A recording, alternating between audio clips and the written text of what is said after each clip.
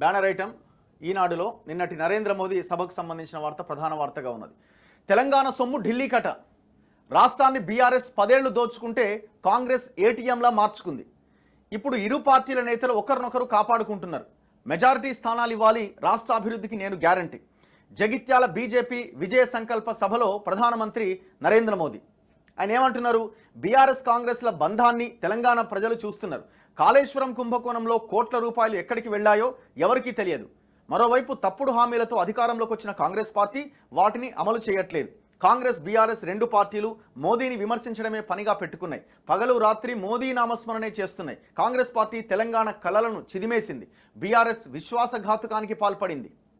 రాష్ట్ర అభివృద్ధికి నేను హామీ. బీజేపీకి 400కు పైగానే సీట్లు వస్తాయని దేశమంతా చెబుతోంది. తెలంగాణలోనూ మెజారిటీ సీట్లు ఇవ్వాలి.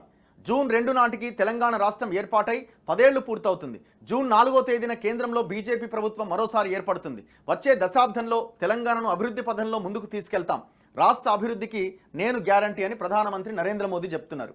ఇప్పుడు నేనేమంటున్నానంటే ఈ రాష్ట్ర సంపదని దోచుకోవడంలో ఈ రాష్ట్ర సంపదని కేసీఆర్ దోచుకోవడానికి ప్రతిపక్ష పార్టీలుగా ఉన్న కాంగ్రెస్ అండ్ బీజేపీ టోటల్గా ఫెయిల్ అయిపోయినాయి. కాళేశ్వరం ఏటీఎం అని మీరంటారు, ఆ ఏటీఎంలో పైసలు పెట్టింది మీరే. 2 కేంద్ర ప్రభుత్వ సంస్థల ద్వారా దాదాపు 60,000 కోట్ల రూపాయల అప్పులు మీరు కదా ఇచ్చింది, మీరు కదా పర్మిషన్స్ ఇచ్చింది. వాస్తవం కాదా?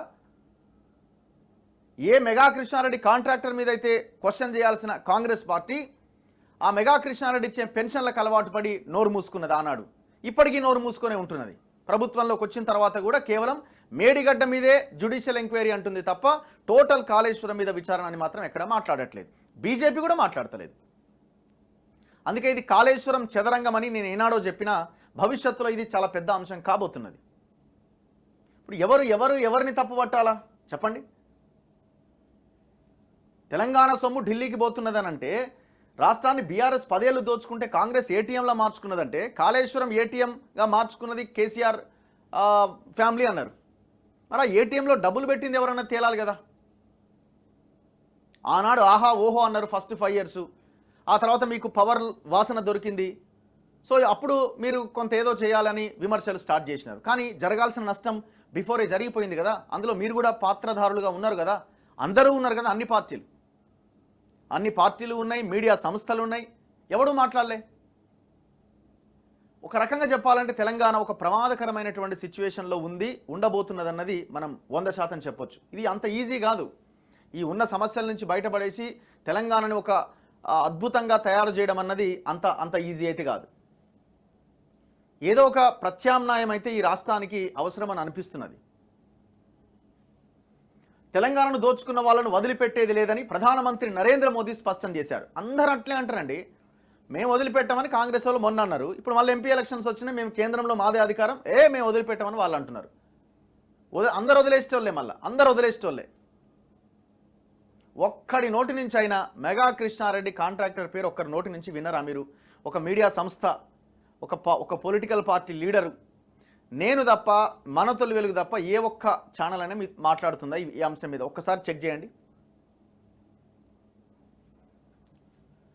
ఇది తెలంగాణ ప్రజలకు మోదీ ఇచ్చే గ్యారంటీ అని తెలిపారు. 10 ఏళ్ల పాలనలో భారాస రాష్ట్రాన్ని దోచుకుందని, ఇప్పుడు కాంగ్రెస్ తెలంగాణను ఏటీఎంగా మార్చుకుందని ఆరోపించారు.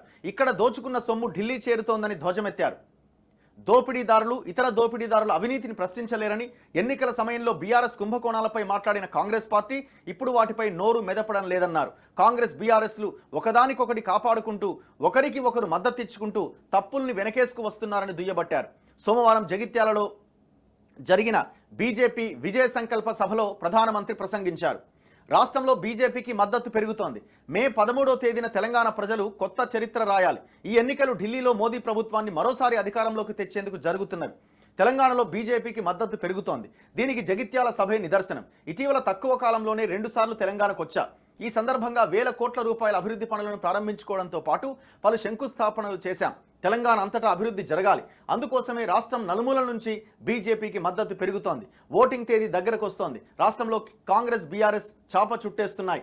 అభివృద్ధి భారత్ కోసం, ప్రపంచంలోనే అతిపెద్ద 3వ ఆర్థిక వ్యవస్థ కోసం, పేదల అభ్యున్నతికి, రైతుల సంక్షేమానికి, యువత మహిళా సాధికారతకు, ఆత్మనిర్భర్ భారత్ కోసం బీజేపీకి 400 సీట్లు రావాలని మీరు కూడా ఓటేయాలని నిన్న నరేంద్ర మోదీ చెప్తా ఉన్నారు. ఇప్పుడు ఈ కాళేశ్వరం ప్రాజెక్టు మీద విచారణ అని అంటున్నారు. మీరేమంటున్నారు? సిబిఐ ఎంక్వైరీ అడిగినారు కదా, మరి ఇప్పుడు ఎందుకు అడుగుతలేరని మీరు అంటారు.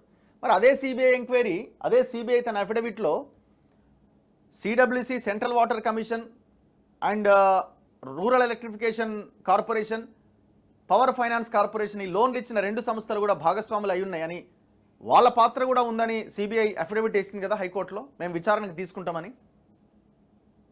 మరి అవి అవి అవి కేంద్ర ప్రభుత్వ సంస్థలు కదా, మరి వాటి మీద అయితే ఎవరి పర్మిషన్ అక్కర్లేదు కదా. ఈ కాళేశ్వరం మీద విచారణ జరగాలంటే రాష్ట్ర ప్రభుత్వ అనుమతి కావాలి, లేకపోతే హైకోర్టు అనే ఇనిషియేట్ తీసుకొని విచారణ చేయండి అని ఆదేశించాలి. ఈ 2 తప్ప డైరెక్ట్గా ఎంటర్ అవ్వడానికి వీల్లేదు. మరి ఇప్పుడు ఈ కేంద్ర ప్రభుత్వ సంస్థల మీద ఎంక్వైరీ జరపడానికి ఏంది? అక్కడి నుంచి లాగండి కూపి. చెయ్యరు, ఎవరు చేయరు, ఎవరు మాట్లాడరు. వీళ్ళేమో మేడిగడ్డనే తిప్పుతూ ఉంటారు చుట్టూ, వాళ్ళేమో కాళేశ్వరం ఏటీఎం లోపల వేస్తాం, అది చేస్తాం, ఇది చేస్తామని వాళ్ళు అంటారు. ఎవరికి వాళ్ళకి కావాల్సింది వాళ్ళ సీట్లు, వాళ్ళ అధికారం. ఇప్పుడు ఎవరిని ఏ అవినీతిని ప్రశ్నిస్తారు మీరు? ఒక సింపుల్ క్వశ్చన్ చెప్పండి. కాంగ్రెస్ వాళ్ళు దానం నాగేందర్ని తీసుకున్నారా? కాంగ్రెస్ వాళ్ళు రంజిత్ రెడ్డిని తీసుకున్నారా? కాంగ్రెస్ వాళ్ళు ఇంకా చాలామందిని తీసుకునే ప్రయత్నాల్లో ఉన్నారా? బీఆర్ఎస్లో అవినీతికి పాల్పడ్డ నాయకులను కూడా కాంగ్రెస్ తీసుకునే ప్రయత్నం చేస్తుందా? మరి కాంగ్రెస్ ఆ అవినీతి నాయకుల యొక్క అవినీతిని ఏ రకంగా బయటికి తీస్తుంది? ఒక ఫస్ట్ క్వశ్చన్. బీజేపీ ఇప్పుడు నల్గొండ ఎంపీగా నిలబడ్డ సైదిరెడ్డి 100 ఎకరాలను కబ్జా పెట్టిండు గుర్రంపోడు తాండాలో. అదే గుర్రంపోడు తాండాలో ఈ బండి సంజయ్ A20గా ఉన్నాడు ఆ కేసులో. రఘునందన్ రావు A21గా ఉన్నాడు, నేను A19గా ఉన్న అదే కేసులో. దాదాపు 30-40 మంది కార్యకర్తల నాయకులు 50 రోజులు హుజూర్ నగర్ సబ్ జైల్లో జైలు జీవితం గడిపినారు. ఆ కేసు ఇంకా ఉన్నది, ఇంకా ఛార్జ్షీట్ ఫైల్ చేయలేదని కోర్టు జడ్జి ప్రెజెన్స్ అక్కర్లేదని చెప్పిండు. సో ఇంకా ఆ కేసు అట్లా నడుస్తూ ఉన్నది, ఇంకా స్టిల్ కంటిన్యూ అవుతూ ఉన్నది.